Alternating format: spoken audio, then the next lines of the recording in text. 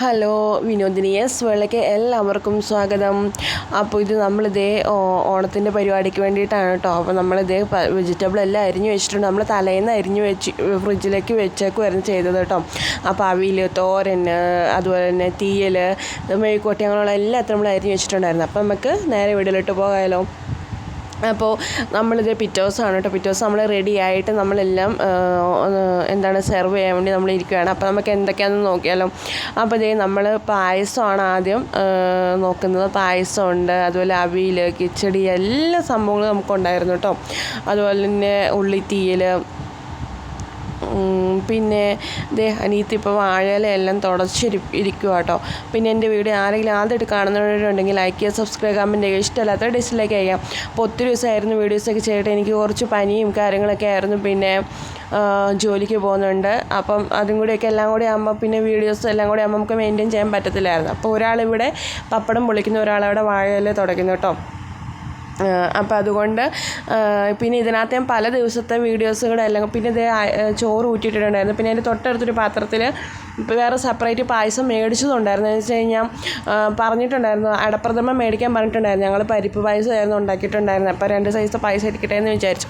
അപ്പോൾ എല്ലാവരും സദ്യ എല്ലാം കഴിച്ചു, അടിപൊളി സദ്യ ആയിരുന്നു കേട്ടോ. അപ്പോൾ ഞങ്ങളിത് ഓണത്തിൻ്റെ ഡ്രസ്സും കോസ്റ്റ്യൂമും എല്ലാം ഞങ്ങൾ എല്ലാവരുടെയും പിക്ക് ഇവിടെ കൊടുത്തിട്ടുണ്ട്. അപ്പോൾ അനിയത്തി എടുത്തുകൊണ്ട് വന്ന ഓണക്കൂടിയായിരുന്നു കേട്ടോ അത്.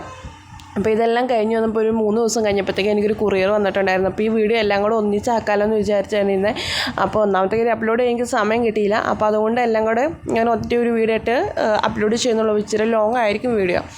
അപ്പം എനിക്കൊരു ബാഗ് ഇരുന്നിട്ടുണ്ടായിരുന്നത്. ഞാനിപ്പോൾ ജോലിക്ക് പോകുന്നതുകൊണ്ട് ഒരു നല്ലൊരു ബാഗ് വേണമായിരുന്നു. അപ്പോൾ ബാഗ് ഓൾറെഡി മറ്റേന്ന് അത്യാവശ്യം മോശമായിട്ടുണ്ടായിരുന്നു. എന്ന് വെച്ച് കഴിഞ്ഞാൽ അത് ഭയങ്കര വലിയ ബാഗാണ്. അതുകൊണ്ട് ചെറിയൊരു ബാഗ് ഓർഡർ ചെയ്തായിരുന്നു.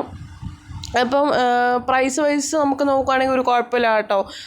നല്ലൊരു ബാഗായിരുന്നു. അതുപോലെ നല്ലൊരു അത്യാവശ്യം നല്ലൊരു സ്റ്റാൻഡേർഡ് ലുക്ക് ഉണ്ടായിരുന്നു ബാഗിന്. പിന്നെ നല്ല ഒരു ഹാങ്ങിങ് പോലെയും നല്ലൊരു വർക്ക് മാറ്റം. പിന്നെ ഒറ്റൊരു ഉറയുണ്ടായിരുന്നുള്ളൂ കേട്ടോ.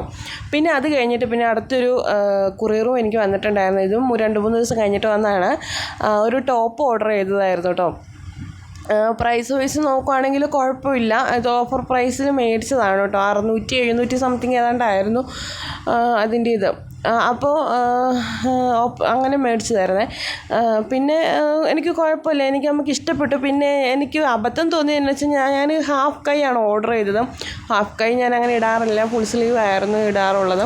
പിന്നെ കുഴപ്പമില്ല, അതിൻ്റെ കയ്യിലൊക്കെ എലാസ്റ്റിക് വന്നിരിക്കുന്നത്. പിന്നെ നമ്മുടെ വള്ളി കെട്ടുന്ന ഭാഗത്തായിട്ട് അവിടെ 2 സൈഡിൽ എലാസ്റ്റിക്കാണ് വന്നിരിക്കുന്നത്. പിന്നെ പുറകെ വള്ളിയുണ്ട്, നമുക്ക് അഡ്ജസ്റ്റ് ചെയ്തൊക്കെ ഇടാം. ഏത് പ്രായക്കാർക്ക് ഇടാൻ പറ്റും. അന്നേരം നമുക്ക് വള്ളി കെട്ടുമ്പോൾ ഒരു ഇതാവും. പിന്നെ സൈഡിൽ 2 എലാസ്റ്റിക് ഉണ്ട്.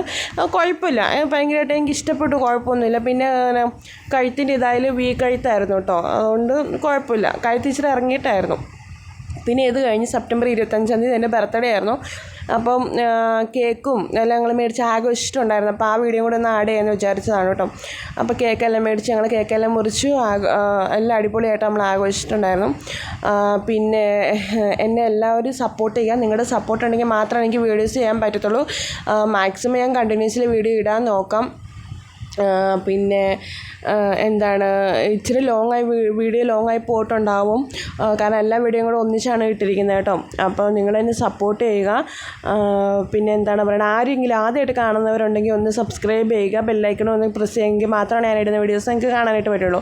പിന്നെ എൻ്റെ കൂടെ ഞാൻ കുറച്ച് ഫോട്ടോസും കൂടെ ആഡ് ചെയ്തിട്ടുണ്ടായിരുന്നു. പിന്നെ എൻ്റെ അടുത്തൊരു വീഡിയോ ആയിട്ട് വരുന്നത് എല്ലാവർക്കും ബൈ ബൈ.